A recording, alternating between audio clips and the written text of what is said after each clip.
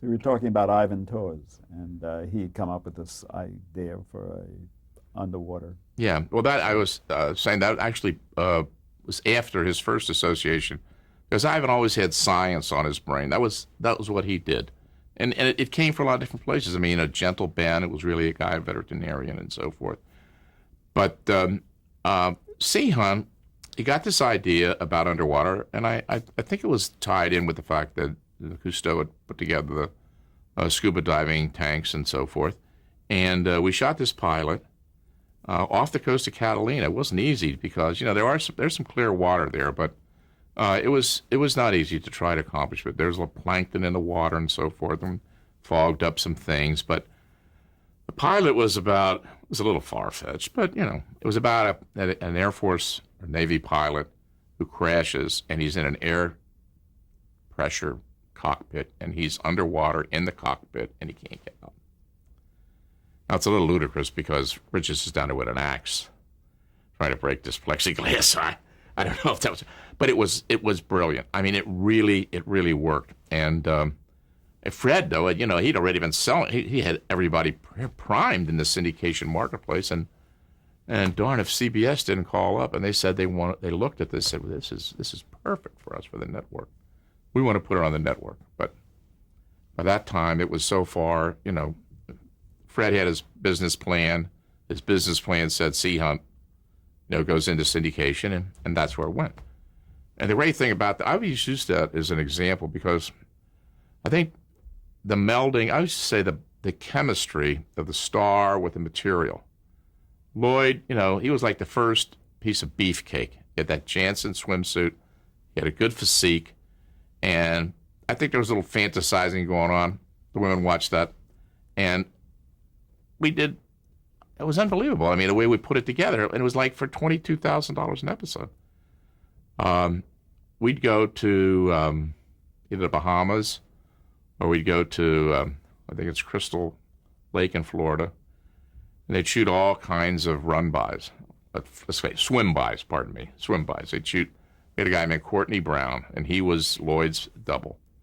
And he was a great piece of manpower. And they'd just go down and they'd take a couple other guys and they'd shoot they design all the action for these episodes. And as I said, we'd have a lot of just, like in Westerns, they have the ride-bys or the run-bys or whatever, the car run-bys. We had swim-bys. And that's the way he put it together with a lot of bubbles. And we shot almost all the above the water stuff here, and then we'd go down to Florida and shoot. And the show was on, I guess, 3 or 4 years? Probably only 3 years because Bill Hayes represented Lloyd Bridges. He only made a deal for 3 years, and I don't think they ever got him to go any longer than that. Now, Ivan Tors was known as somebody that would be not reluctant to try out new techniques himself before he asked his actors to do that. Yeah, he would. I don't know if he ever jumped from a plane for ripcord, but he was a fanatic. Anytime you saw any type of new piece of equipment, he wanted to try to incorporate it in the show. So one day he said to me, "Let's go down to Marine Land. I want you to ride with me. I'm going to meet some people." And that's actually where we shot some of the underwater stuff for the pilot. Marine Land? In Marine Land, yeah. They allowed us to put the plane down, and there are pieces of the plane. In Palos Verdes? Yeah. At that time? Because it's no longer in existence. No. But we go down there, and he pulls up to this dock, which is about, 500 feet from Marine Land. And there's a guy there with a piece of equipment. I said, "What is this?" He said, "Well, you wait and see." So Ivan gets in the backseat of the car, takes off his clothes, puts on his swimming trunks, dives in the water. "What are you doing?" He dives in the water. "Okay, bring that over here. I want to show this guy what it is." He had this little machine, I don't know what they even call them, but it had, propellers on it. And it was for pulling you along above or under the water.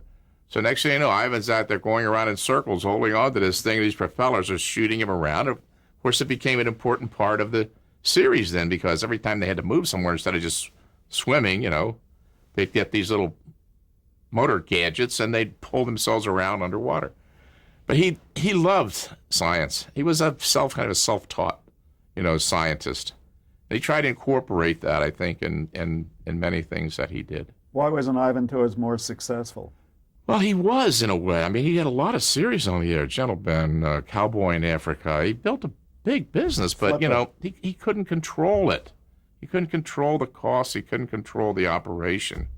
And then he got into some crazy scheme to make feature pictures, low-budget feature pictures. And the next thing you know, I mean, he owed the Consolidated Film Industries $900,000, and he was trying to make these pictures for, he thought he could sell the other side. He was getting $500,000 against $1 million or $1.5 million. He thought he could sell them, and it all went away. He came to me later at Metro Media. We tried to do Seahand again. We did it in a series called Primus. Unfortunately, talking about chemistry, we had the wrong guy. We had Robert Brown, who had done a series for us at Screen Gems, and he was just the wrong person. I mean, and I thought, you know, this guy, I remember in the pilot for Here Come the Brides, he does a boxing match. He's strong. And I saw him in the water. It was a disaster. I mean, he couldn't even dive. I mean, it was so terrible. But we had to for our way through, you know, because he made the pilot. And so it didn't work. And then Ivan came to me a couple of years after that, and he was kind of disoriented. And I said, what's wrong with you, Ivan? Because he had another idea. He always had ideas. I was in business for myself by this time. And he said, you know, I was over at Universal, and the elevator door opened, and I stepped in, and I fell into the pit. I said, what do you mean you fell into the pit? Well, Universal didn't have a basement. But somehow or another, the elevator wasn't all the way down. And he stepped in, hit his head, and then fell down in this pit, which was about 10 or 12 feet, and hit his head and hurt himself. And a year he's gone. Just died. Had something to do with this accident. It was all over. Let me ask you about Highway Patrol. Early you'd mentioned that in the early days of television, you'd get actors who, motion picture actors whose career had peaked.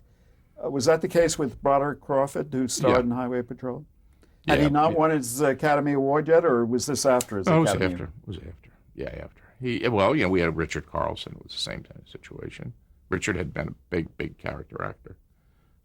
Lloyd, too. Lloyd had done, I think, High Noon before he got into the, before he ever did Seahand. And Brod was really, he was pretty much gone. He had a drinking problem, didn't he? Yeah, a drinking problem. Putting it mildly. Yeah.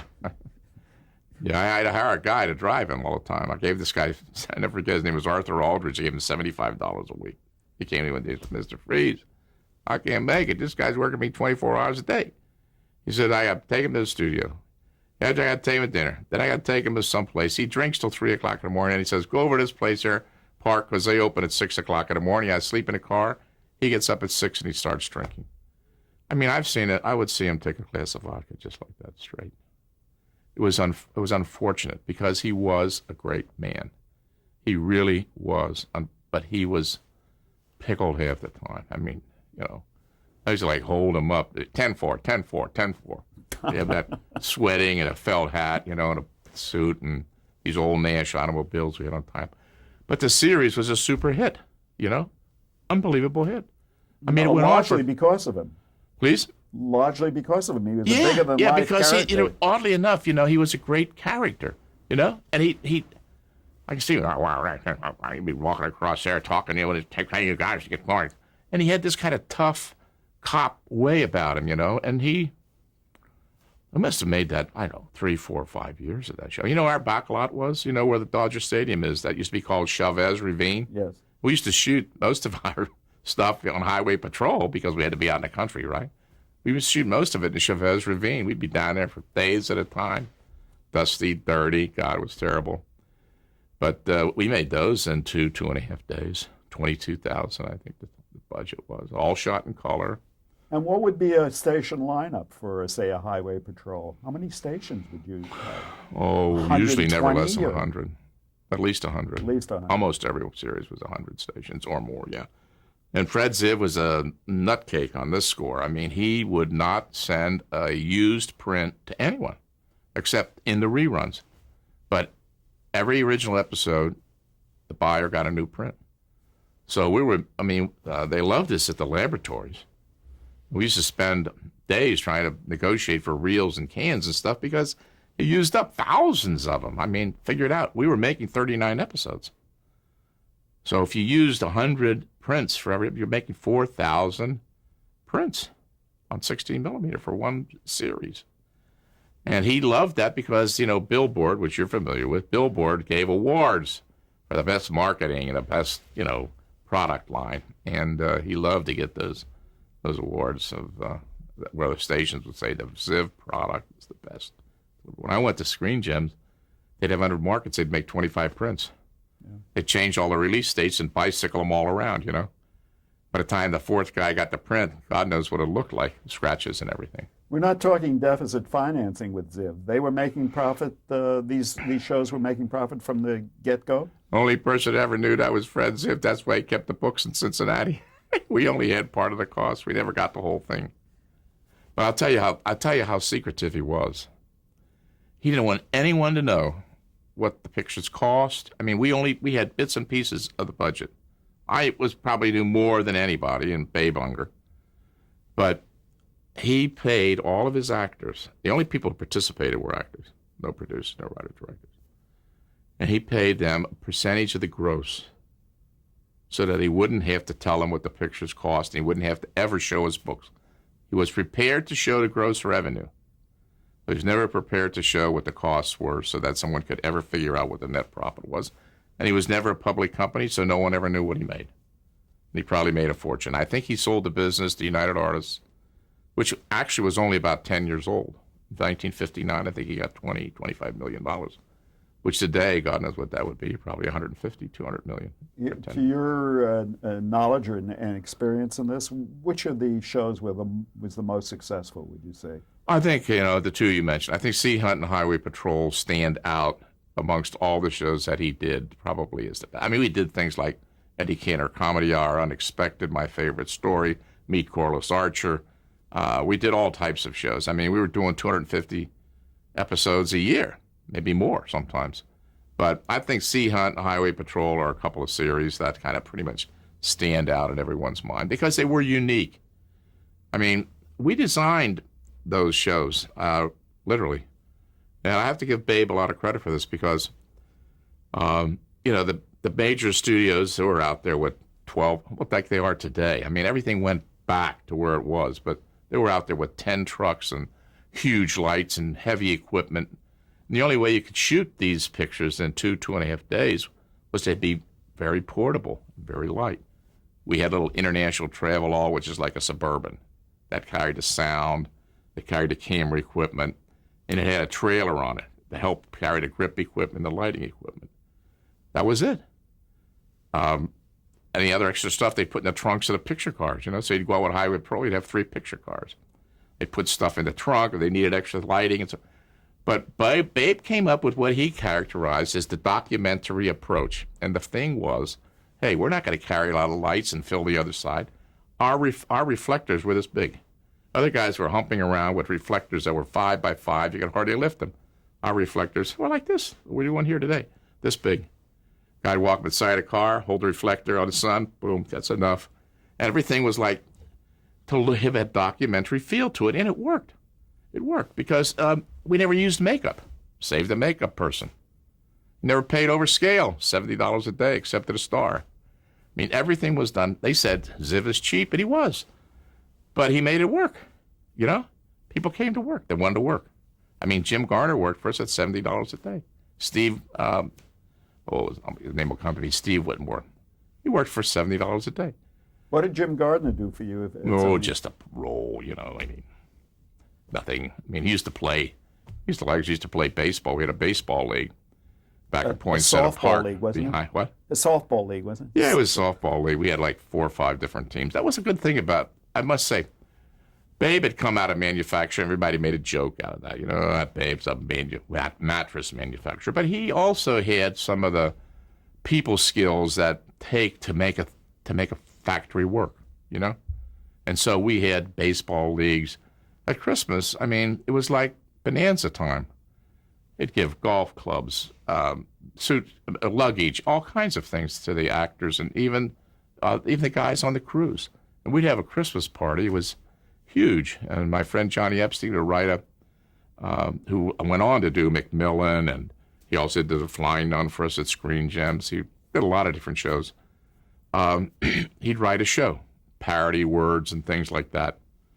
And one time, Herb Gordon, who was our music guy, played the drums. I played the trumpet. Ernest Thumbrill, who was our assistant editor, played the piano. We had with these Christmas parties and these events, they'd have golf. We'd always have a golf tournament. And so everybody was like pulling together, you know. Everybody wanted Ziv to succeed. And it was a wonderful feeling. Great camaraderie. No politics, no bull, if you know what I mean. It was a wonderful organization, and I give Babe a lot of credit for that. I don't give Fred or John a lot of credit for that, but he was the guy who was there on the firing line, and he was trying to make it work. Of course, finally, after about 4 or 5 years of this, the company got so big they cut back on the Christmas presents. So I get a knock on my office door. There's Arthur Broadstriver. Got to come in, Mr. Freeze. Yeah, Arthur, what do you want? He takes this box, he dumps it on my desk. It's all these little coconut cheese and sausages and stuff. He said, Mr. Crawford said, you take this Christmas gift down and you dump it right on Mr. Freeze's desk. Those cheap, whatever you were supposed to call me, you know. And I thought, you know, Brod's right. You know, you can't give a guy golf clubs one year and give him cheese and crackers the next. Did Mr. Ziv have any of his family working? Well, his son-in-law came out very early, right after I came, probably 6 months, 1952. Bobby Yaman, and we had a very good relationship. He, I guess, Bob worked there. He was still there when I left. Matter of fact, he was the security guard in the office when they told me to get out immediately on 3 hours' notice. They'd had a really bad experience. A couple of guys that left the company stole all the contract budgets and stuff. So they found out I was leaving. They put Bobby on guard, locked up my files. Of course, I'd already taken everything I needed by that time because I knew I was going for 2 weeks before that. And just one other question about the Ziv organization. When it was sold, didn't Johnson go over to United Artists? The whole organization went. Well, by that time, of course. Well, here's what happened. Because of the fact that they were running such an economical operation, the networks really didn't trust them. And I think the first network series we did was about 1957, 58. It was either Tombstone Territory or Bat Masterson or both. And then we did a show called West Point, and then we did a show called Annapolis. They were done for the networks. But they kind of distanced Babe from those shows because Babe was associated with these low-budget, you know, the highway patrols and that type of thing. And so at one point, we were even looking to negotiate space at the Goldwyn Studios, which still exists, you know, to move the network shows over there and disassociate them from the syndicated shows, which really had to be made at a price because the marketing costs and everything were so much more expensive. We're paying salesmen's commissions, shipping, I mean, all types of things. And so they brought in a fellow, well, let's put it this way. A fellow befriended, I think, Johnson in New York, named Dick Dorso. Remember Dick Dorso? Oh, yes. Yeah. He ended up running a men's store down here on Camden Drive, and Norman Lear used to buy all of his pork pie hats. He must have bought about 25 of them because I don't know where else they sell them, but he still wears them. And he has a very famous brother. Anyway, they brought in Dorso. And Jerry Zeitman was runs the agency now. He was in New York with the Moore's office. And when they went, United Artists bought the company and the library. And from that day forward, it became an unsuccessful operation. They never produced anything that stayed on. I went past 13 or 18 episodes, and United Artists, after 2 or 3 years, they closed it down, and they never touched television, ever. They would never touch it because the guys who had bought that company were so down on the television business that they didn't even want to consider it. So it went from but Fred was smart. See, he sold at the end of 59, and by the time 60, 61 came around, syndication business was going on. So he got out just at the right time. Oh, yeah, he just got out at the right time. I don't think he's done anything since. What led you to leave Ziv and go to Screen Well, Gems? see, they were telling me, hey, tomorrow these people may be coming by. You're going to have to show them the studio, right? Well, wait a minute, show them the studio. What does that mean? Well, they were giving me a lot of baloney. And coincidentally, I mean, this is the way things happen, right? I'll go to Thanksgiving dinner, and Uncle Joe says, you want to go to California? I swear to God, I'm in my bedroom in this little tract house I have in Sepulveda, and it's John Epstein on the phone. He said, Chuck, I know that you're, well, another thing had happened. I think, after all these years, I think I'm now from 100, I'm up to like $400 a week, and I've got, by this time, 3-4 kids. And I went in to see Babe, and I said, I think I should have $500 a week, and I want a title now. I don't want to be an executive in charge. I want to be an officer. Make me vice president. Of course, today that job would have been chairman or something, Well, you have to think about it. Oh, my sturm and drung and back. I thought to myself, this isn't, what is this? I'm here 8 years now. I'm going to have to, and these guys are talking about selling. They'll sell. Next thing you know, I'll go. I have a family. So John said they're looking for somebody at Columbia, to be a vice president, vice president. I like that. Vice president, executive production manager, I said, what do I have to do? He said, there's a fellow by the name of Bill Dozier who just went to Screen Gems, and I'll set up an appointment for you. No, take it back. Billy Belasco is an agent who will contact you on behalf of Bill Dozier. I get a call from Belasco. He said, Mr. Dozier would like to meet you. Could you go to his house for breakfast? Sure. Where does he live? Right down here, 826 Greenway. I'll never forget. He was married to Ann Rutherford, The actress. Yeah. She had been married to one of the May sons, and she owned the house, got it in a divorce. So Bill's living there with her. And man, I'm impressed, right? Got 2 waiters serving scrambled eggs and stuff. It's a great house, and I'm thinking, this is really neat. I like this. I'm sitting over there at my $22,000 tract house with 3 mortgages on it, And he was very, very classy guy. Always well-dressed. He was just a classy guy. And he said, John told me this, Billy said that. I know what you're doing. We need a guy right away. We got these guys, Rouse and Green. They're making this show with Touch Connors. They don't know what they're doing. We're going crazy. And we'll pay you $40,000. Ready to go to work? I said, let me think about it. Okay, I go, Mark, this guy's going to double my salary. You believe this? $40,000. I'm making $18,000, right? So I don't know what to do. But you know what? I'm a young guy, see, and I'm thinking, I'm loyal. I've been 8 years. So you won't believe it, but Babe Unger lived 2 doors down here. When you go out my tennis court gate, you can walk in his front yard. So I go out there, and I'd say, Babe, if you just gave me $600, I'd stay, because I love the Ziv company and so forth. Calls me the next day. I don't think we're going to be able to do that. Well, I think I got the message. So I called my uncle. I said, wait a minute, dude, Joe, I love you too, but, I got to go. He said, go. So I called up Dozier, and he's on a Saturday afternoon and said, I'm your boy. He said, report to work Monday morning.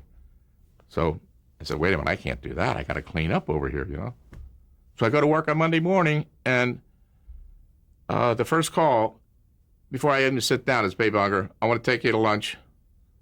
And then walks Bob Yaman. They lock up all the files. They put big bars in them and everything, He said, just wait here. What's on your desk? They want to take. I said, don't take what's on my desk. Please don't do that, okay? That's embarrassing. I go to lunch. Babe says, when we go back, it's time for you to go. I said, can I have the car for a week? I need a car, because we had all these cars on tie-up. I'm driving a Chrysler Imperial, for God's sake. I was in charge of tie-ups, so I always had a good car. Anyway, that's it. He says, you're gone. So I went home. I didn't have anything. I said, Babe, Bill says, okay, come next Monday. So I reported to work. I think it was a fateful day, December the 7th, 1959. And I said to Bill, I got to have a car right away. Well, television was being run by Jack Fear. Now, Jack Fear was just the way his name sounded. Everyone was afraid of Jack Fear. He ran Columbia production with an iron hand, and he had controlled the television production. That's why they wanted me to come in, to wrest the control away from him. So I said, I got to have a car right away. What do you think he signs me? An Edsel convertible. Edsel convertible. Should have held on to it. I drove her. I said, Dill, I'm not going to drive this car. I'm not going to drive this car. I said, I don't want to be seeing an Edsel convertible. Besides, it was like mouse green or something. I mean, mustard green. It was terrible. Horrible. I said, I was driving a Chrysler Imperial. That's what I drove to your house. Okay, don't worry, kid. I'll take care of it. So, he gave me a different car. And in about a year or so, I got a Lincoln. But I had my vice president title, double my salary. So I bought a new house, moved up a notch. And it was the beginning of a whole new experience, It's unbelievable. They were making Tightrope. Remember Tightrope? Yes. That was the series, and they were having terrible problems with it. Put Screen Gems in perspective for us. Screen Gems didn't start as a television production company, did it? No, Screen Gems started as a commercial company in New York. Ralph Cohen was Harry Cohen's nephew. I think he was Jack's son. Jack Cohen's son. Jack Cohen's son, yeah. And but television was building, and he wanted to do more in television. I'm talking early 50s. And eventually he moved. Eventually he wanted to set up an operation on the West Coast. Harry Cohen did. No, Ralph Cohen. For the television. And Harry said, I won't have him on the lot. It's a feature picture lot. We're going to have television on this lot. Of course, today, Beechwood has been annexed to the old Goller Street, to the new Goller Street studios. In those days, it ran right through the middle of the studio. He said, there's a couple of apartment houses over there we use for offices. Put them across the street on Beechwood. When I got there in 1959, that's where we were headquartered. They started out with things like the Ford Theater. They made, which is an anthology. They made some Shirley Temple specials with Jaffe, Michael Jaffe's dad. And by the time I got there in '59, they were really cooking. They had Donna Reed show, which was opposite our Bat Masterson. They had Father Knows Best. They were just beginning Dennis the Menace. They had the Alcoa Goodyear Theater, and they were cooking along pretty good. But what had happened is that there was a family the Columbia was really a family kind of Mishwaka type operation. I mean, the Schneiders were related to the Jaffes and the Briskins, and they all were together. There was a public company, but it was really run like a family business. Could I ask you to hold for a moment while we change tape?